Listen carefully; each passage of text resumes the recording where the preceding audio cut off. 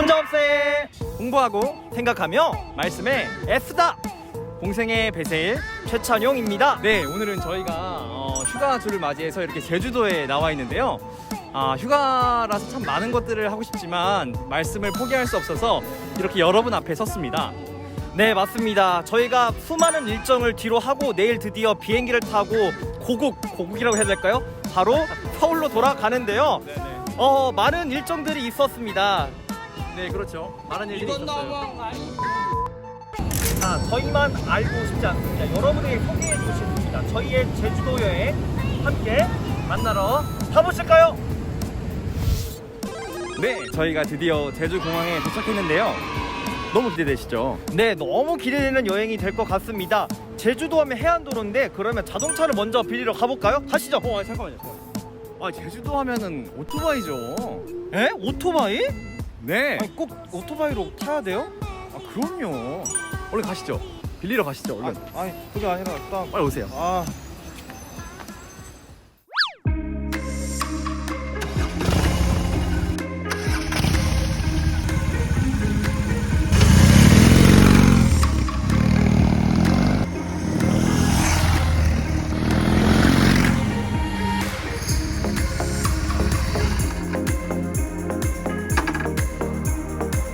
성사님 진짜 좋죠?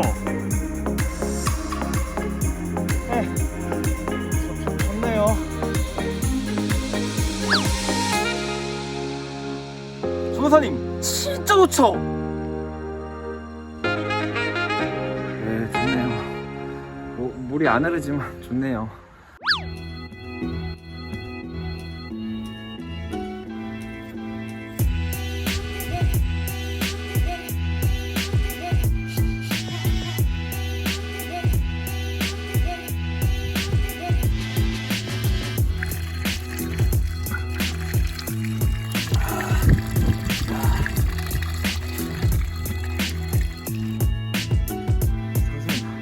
너무 좋죠.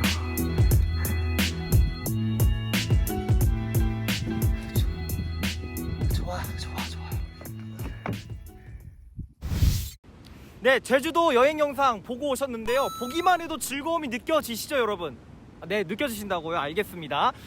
그런데 저는 너무 좋았거든요. 우리 배세일 전도사님도 제주도 여행 너무 좋으셨죠? 뭐 저 때 불편한 거나 이런 거 없었죠?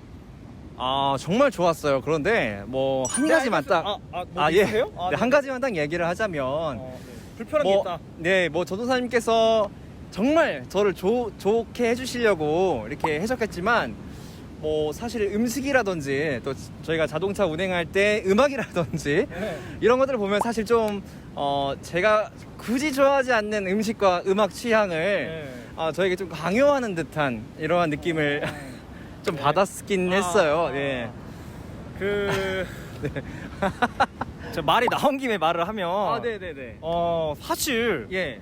아니 제주도 와서 해안도로도 네. 전 차로 한번 쓱 느끼고 싶었는데 굳이 오토바이를 타자 그러고 네. 아니 등산 그쵸. 좋죠. 근데 미리 말을 해주던가요. 준비가 안 된다는데 등산을 가자. 저는 정말 말이 나온 김에 저도 힘들었어요. 네, 맞습니다. 사실은 자기가 좋아하는 걸 남도 좋을 줄 알고 착각한 상태에서 강요하는 듯한 느낌을 줄 때가 있는데요. 사실 과거 우리나라의 역사 혹은 다른 나라들의 역사를 살펴봐도 그렇습니다. 과거 전 세계 역사를 살펴보면 강한 나라가 약한 나라를 침략할 때 우리가 좋으니 너희도 좋을 거다 이런 생각으로 자기들의 어떤 논리나 자기들의 어떤 사상을 주입하는 경우들이 있었는데요. 그런 경우들을 봐도 마찬가지입니다.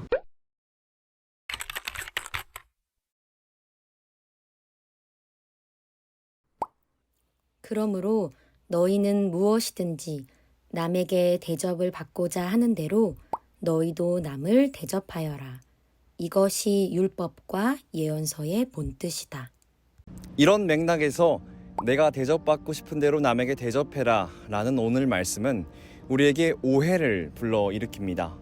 성경을 문자 그대로 읽으면 상당히 폭력적이기까지 하죠.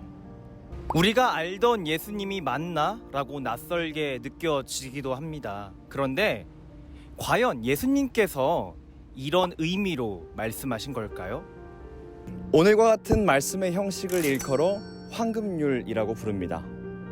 보석으로 따지자면 마치 황금과도 같은 만고불변의 소중한 진리이기에 학자들 사이에 이런 별명이 붙여진 것이죠. 이런 황금률은 성경에서만 나오는 것이 아닙니다. 예수님이 이 말씀을 하시기 이전에 동서양의 많은 지혜자들은 이미 말했던 내용이기도 하죠. 그러나 성경이 말하는 황금률은 다릅니다. 지혜자들이 말했던 황금률은 내가 이것을 해봐서 좋으니 너도 한번 해봐라, 혹은 내가 이것을 해보니 별로네, 너한테도 강요하지 않을게 라는 인간의 욕구에 기반한 것입니다. 쉽게 이야기하면 우리가 느끼는 호불호가 그 기준인 것이죠. 예수님이 말씀하신 황금률은 그분이 하신 말씀과 행동을 통해 이해해야 합니다. 자기생과 헌신이라는 삶의 방식 말이죠. 먼저 그분이 하신 말씀을 살펴볼까요? 특별히 오늘 본문은 예수님께서 말씀하신 산상수훈의 한 부분입니다. 산상수훈에서 예수님은 하나님의 사랑에 대해서 말씀하십니다. 마태복음 5장 45절에서는 하나님께서 악한 사람에게도 또 선한 사람에게도 똑같이 해와 비를 내리신다고 말씀하십니다. 즉, 하나님은 호불호에 따라서 누군가를 사랑하는 것이 아니라 모든 이들을 사랑한다는 것이죠. 또한 41절에서는 누군가 억지로 오리를 가자고 한다면 십리를 같이 가주라고 말씀하십니다. 이것은 자기 희생과 헌신 없이는 불가능한 일이죠. 그렇다면 예수님의 삶은 어떠셨을까요? 예수님은 본인이 이렇게 말씀하신 대로 삶을 살아내셨죠. 유대인과 비유대인, 의인과 죄인, 부자와 가난한 자의 경계를 사랑으로 허무셨습니다. 그 사랑은 자신의 욕망에 따른 것도 아니고 이득을 취하고자 한 것도 아닙니다. 모두를 사랑하는 하나님의 사랑을 예수님 역시 따라가신 것이죠. 따라서 예수님이 말씀하신 황금률은 그분의 말씀과 삶에 비추어 본다면 사람의 욕구가 아니라 하나님의 사랑에 기반한 것입니다.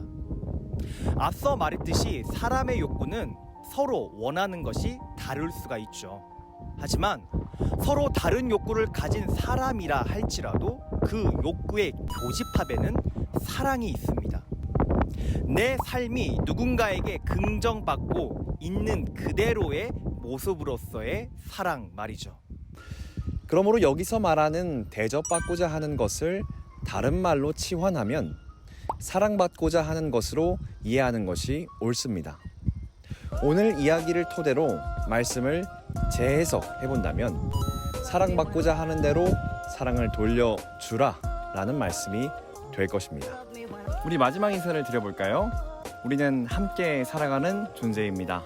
우리는 서로 연결되어 있는 존재입니다. 그러면 어떻게 살아야 할까요? 사랑받고자 하는 대로 사랑해 주세요.